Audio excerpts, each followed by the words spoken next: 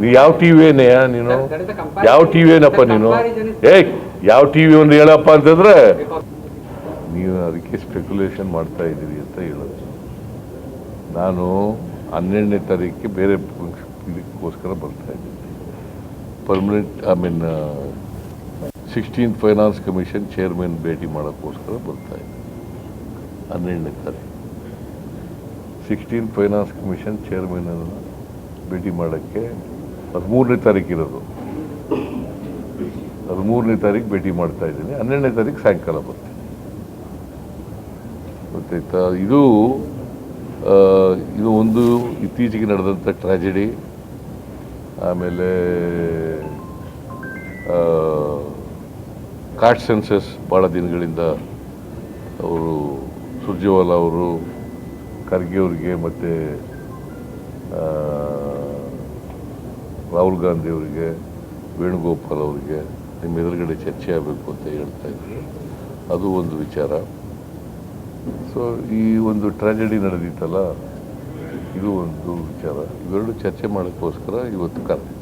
ಸಚಿವ ಸಂಪುಟ ಪುನರ್ರಚನೆ ವಿಚಾರವಾಗಿ ಏನು ಮಾತಾಡಿ ನಾನು ಏನು ಹೇಳಿದ್ದೀನಿ ಅದು ಬರೀರಿ ಅಂತಂದರೆ ಸಚಿವ ಸಂಪುಟದ ಬಗ್ಗೆ ಚರ್ಚೆ ಆಗಿಲ್ಲ ಅಂತ ಹೇಳಿದ್ರೆ ಸಚಿವ ಸಂಪುಟದ ಬಗ್ಗೆ ನೀವು ಹೇಳೋದನ್ನೇ ನಾನು ಹೇಳ್ಬೇಕಾ? ಸರ್, ಕಳೆದ ಬಾರಿ ಮೇ ತಿಂಗಳ ನಂತರದಲ್ಲಿ ಆಗಬಹುದು ಅನ್ನುವಂಥ ಮಾತನ್ನು ತಾವೇ ಹೇಳಿದ್ರಿ. ಹಾಗಾಗಿ ಯಾರು ನಿನ್ಗೆ ಹೇಳಿದ್ನ? ಅಲ್ಲ, ಕಳೆದ ಬಾರಿ ನಿನಗೆ ಹೇಳಿದ್ನ? ಮೇ ತಿಂಗಳ ನಂತರದಲ್ಲಿ ನಿನಗೆ ಹೇಳಿದ್ನ? ದೆಹಲಿಗೆ ಬಂದಂತ ನಿನಗೆ ಹೇಳಿದ್ದೀನಯ್ಯ. ಸುಮ್ಮನೆ ಏನೋ ಕತೆ ಹೇಳಕ್ಕೆ ಪ್ರಶ್ನೆ ಕೇಳಬಾರ್ದು. ನಿಮ್ಮ ಜೊತೆ ಹೇಳಿದ್ನಾ?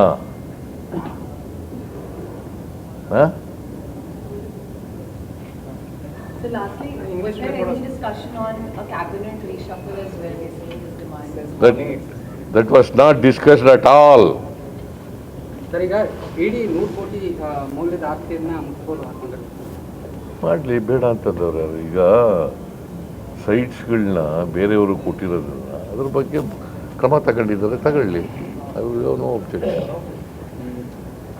ಸರ್, ಈಗ ಕೇಂದ್ರ ಸರ್ಕಾರ ಈಗ ಸಂಸತ್ನಲ್ಲಿ ಈ ಒಂದು ಘಟನೆ ಏನಿದೆ, ಅಂದ್ರೆ ಚಿನ್ನಸ್ವಾಮಿ ಕ್ರೀಡಾಂಗಣದಲ್ಲಿ ನಡೆದಂತ ಘಟನೆ ಏನಿದೆ, ಅದನ್ನ ಚರ್ಚೆ ಮಾಡಬೇಕು ಅನ್ನುವಂತ ನಿಟ್ಟಿನಲ್ಲಿ ಮಾತುಕತೆಯನ್ನ ನಡೆಸ್ತಾ ಇದೆ ಸರ್ಕಾರದ ವಿರುದ್ಧ ಅನ್ನುವಂಥದ್ದು. ಯಾವುದು?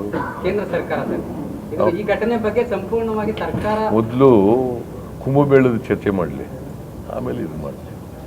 ಆಮೇಲೆ ಪ್ರೈಮ್ ಮಿನಿಸ್ಟ್ರು ಒಂದು ಸೇತುವೆ ಉದ್ಘಾಟನೆ ಮಾಡಿದ್ರಲ್ಲ, ಅಲ್ಲಿ 140 ಜನನ ಎಷ್ಟು ಸತ್ತೋದ್ರು, ಅದನ್ನು ಚರ್ಚೆ ಮಾಡಲಿ ಅಲ್ವಾ? ಚರ್ಚೆ ಮಾಡ್ಬೇಕಲ್ವೇನೆ ಇದನ್ನ. ಮತ್ತೆ ನೀವು ಬರೀ ಕರ್ನಾಟಕದಲ್ಲಿ ನಾನು 11 ಜನ ಸಾಯಬಾರ್ದಾಗಿತ್ತು. ನಮ್ಮದು ವ್ಯಥೆ ಇದೆ. ಎಲ್ಲ ಯಂಗ್ಸ್ಟರ್ಸ್ ಸತ್ತೋಗಿದ್ದಾರೆ, ಅದ್ರ ಬಗ್ಗೆ ವ್ಯಥೆ ಇದೆ. ಅದನ್ನು ನಾವು ಬೆಂಗಳೂರಿನಲ್ಲೂ ಹೇಳಿದ್ದೀನಿ, ಇಲ್ಲೂ ಹೇಳ್ತಾ ಇದ್ದೀನಿ. ಹಾಗಂತೇಳಿ ಡಿಫೆನ್ಸ್ ತಗೊಳ್ಳಲ್ಲ ನಾನು. ಕುಂಭಮೇಳದಲ್ಲಿ ಸತ್ತೋದ್ರು ಅಂತೇಳಿ ಡಿಫೆನ್ಸ್ ತಗೊಳ್ಳಲ್ಲ. ಅದಕ್ಕೋಸ್ಕರ ಅಲ್ಲಿ ಮಾಡಿದ್ದಾರೆ, ಅದು ಇಲ್ಲಾಗಿದೆ, ಆ ಥರ ಹೇಳಕ್ಕೆ ಹೋಗಲ್ಲ.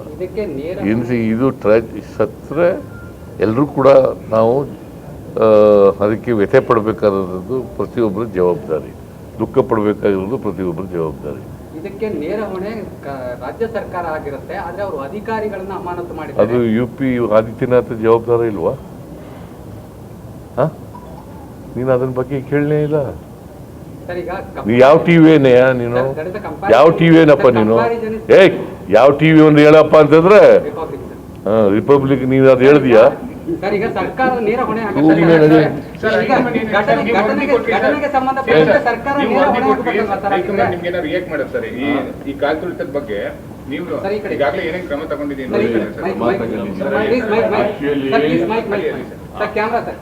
ಆಕ್ಚುಲಿ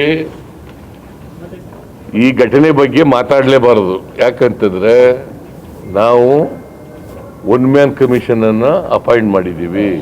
ಅಲ್ಲಿ ಏನು ವರದಿ ಬರ್ತದೆ ನೋಡ್ಕೊಂಡು ಆ ವರದಿನಲ್ಲಿ ಯಾರು ತಪ್ಪಿತಸ್ಥರು ಅಂತ ಹೇಳ್ತಾರೆ ಅವ್ರ ಮೇಲೆ ಕಠಿಣವಾದಂಥ ಕ್ರಮ ತಗೋತೀವಿ. ಹೆಚ್ಚಿನ ವಿಡಿಯೋಗಳಿಗೆ ಪ್ರತಿಧ್ವನಿ ಯೂಟ್ಯೂಬ್ ಚಾನೆಲ್ ಸಬ್ಸ್ಕ್ರೈಬ್ ಮಾಡಿ, ಬೆಲ್ ಐಕಾನ್ ಕ್ಲಿಕ್ ಮಾಡಿ.